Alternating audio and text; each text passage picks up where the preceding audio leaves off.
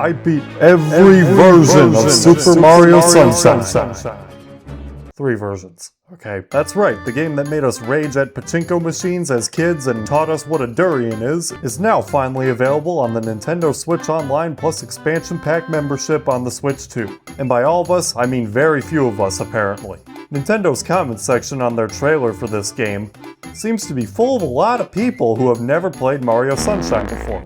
So as somebody who has played all 3 of these versions, I think it's time we answer the age-old question. Which version is best, now that we have the Switch 2 version joined alongside the original GameCube version and the 3D All-Stars version? Well, to find out the answer to that, we're going to take a closer look at each version of the game, while trying to get a better idea of how each one stacks up in terms of quality. Few things to keep in mind as I make these comparisons. Firstly, I'm going to be comparing each of these versions from their original hardware. So the original GameCube version will be compared on the GameCube, not the Wii, and the 3D All-Stars version will be compared on the Switch, not the Switch 2. And the Switch 2 version will be compared... yeah. To start with, I think it's fair to assume that most people watching this video are probably interested in seeing how each version of the game compares from a visual standpoint. We did see some visual changes in 3D All-Stars after all, and the Switch 2 is obviously a way more powerful system with better resolution output, or so you would at least expect. When it comes to the game on the original GameCube hardware, keep in mind that I'll be going over the NTSC version from North America, and not the PAL version. So before getting into the resolution specifics, let's start with the most obvious visual difference then, the aspect ratio. The original GameCube version from 2002 was, of course, in 4:3 aspect ratio. When 3D All-Stars came out, that version of the game instead ran in widescreen. That applied to other cutscenes and menus too, not just the in-gameplay footage. Whereas compared to on Switch 2 with this new release, it's back to 4:3. There's no option to make it widescreen either. So how does the aspect ratio actually affect the game itself? Well, I feel like both ratios are perfectly fine to play the game, but obviously 4:3 is a bit of a detriment since it doesn't take up the full screen and you have to deal with those annoying borders, especially the colored dotted borders or whatever they look like, on the side of the Switch 2 if you're playing it on the Switch 2 Switch Online thing. But when it comes to everything else in the widescreen format in 3D All-Stars, well, the results aren't great. The cutscenes in the 3D All-Stars game are now cropped. And not only are they cropped, but they're also upscaled to try to fit the aspect ratio better, but that comes with some visual compromises, such as higher compression, which leads to some bugs in the picture quality of the cutscenes as they shimmer when they move too rapidly. And yes, I do find this type of screen ghosting and tearing pretty distracting throughout the cutscenes. Thankfully that's not an actual problem in-game, but still. When it comes to 4:3 though, that's how the cutscenes were originally designed for.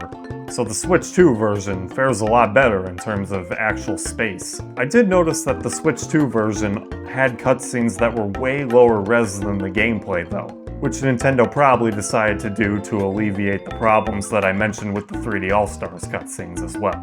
While we're on the topic of that, let's talk about the resolution now. So the NTSC GameCube version actually had 2 resolutions technically speaking. It had 480 interlace and 480p. And this was based on what kind of cable you use to connect your GameCube to. Either way, both resolutions are very low, and the newer versions on the Switch and Switch 2 obviously fare a lot better when it comes to pixel count. But this is where it gets tricky because technically the 3D All-Stars version also has 2 resolutions, docked mode and handheld mode. So in docked mode, when playing on Switch, the 3D All-Stars version runs in 1080p, and in handheld mode is 720p. With the exception of the cutscenes shimmering, the game itself looks pretty good, especially in the docked mode where it's full HD. By comparison, the Switch 2 Switch Online version runs at 900p in both docked and handheld modes, which I guess makes it kind of the better version for handheld mode play, but not for docked mode when it comes to resolution. I also noticed that the 3D All-Stars version has upscaled text and HUD elements, so it has higher resolution for things like text boxes, and despite the handheld mode being overall higher res on the Switch 2 version, all the text and HUD is left alone, so those will be blurry. The only thing that is improved in resolution in the handheld mode on the Switch 2 is the in-game gameplay itself and not the actual text surrounding it. It's definitely an interesting trade-off and something to think about. But speaking of trade-offs, let's talk about the performance and the controls for these different versions next.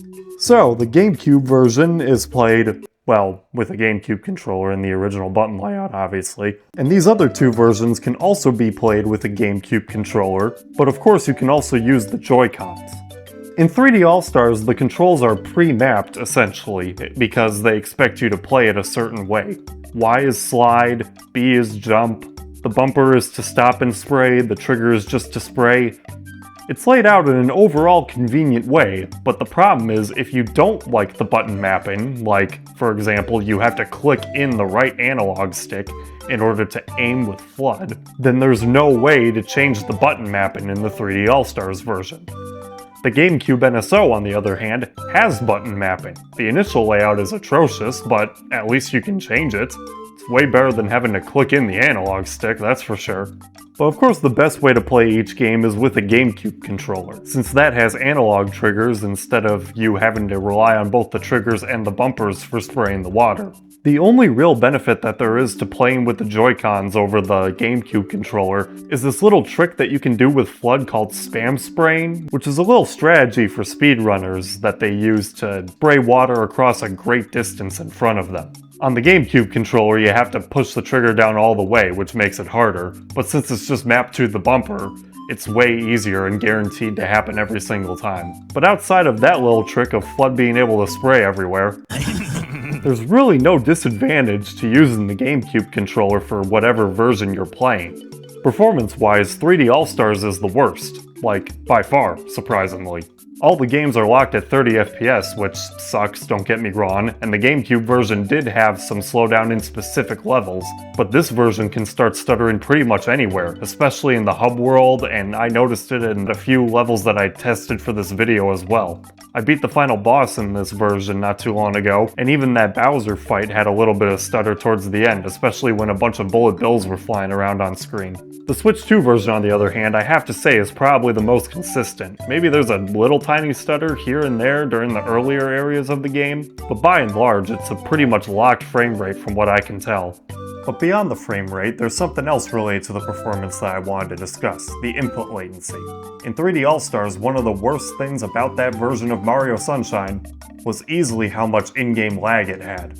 On Switch 1, that game had roughly about 125 to 130 milliseconds, or 4 full frames of lag added to the game. I was curious to see if the Switch 2 version would be any better, since the Switch 2 was typically a more responsive system.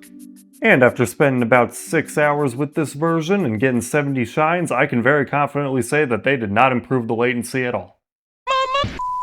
In fact, it may even be worse than the 3D All-Stars version in some cases. The Switch 2 itself can't be faulted for this, of course, but maybe Nintendo can for having such terrible emulation for all the different versions of their games they've re-released. It's become a common criticism for the GameCube Nintendo Switch Online app to have notoriously bad input latency for specific titles in that service, and this is definitely another for the pile. That's a lot of changes between the re-releases, right? So let's quickly recap each benefit and disadvantage. So in 3D All-Stars, the game is full widescreen. In Switch 2, it's back to 4x3. 3D All-Stars has cutscenes that are higher up-res, but they're cropped. Switch 2 has properly scaled cutscenes, but they're lower res than the rest of the game. 3D All-Stars plays at a higher resolution in docked mode. Switch 2 is better resolution-wise in handheld mode. 3D All-Stars has HD textures and HUDs. 3D All-Stars has preset buttons. Switch 2 has custom button mapping. The 3D All-Stars version will occasionally stutter here and there.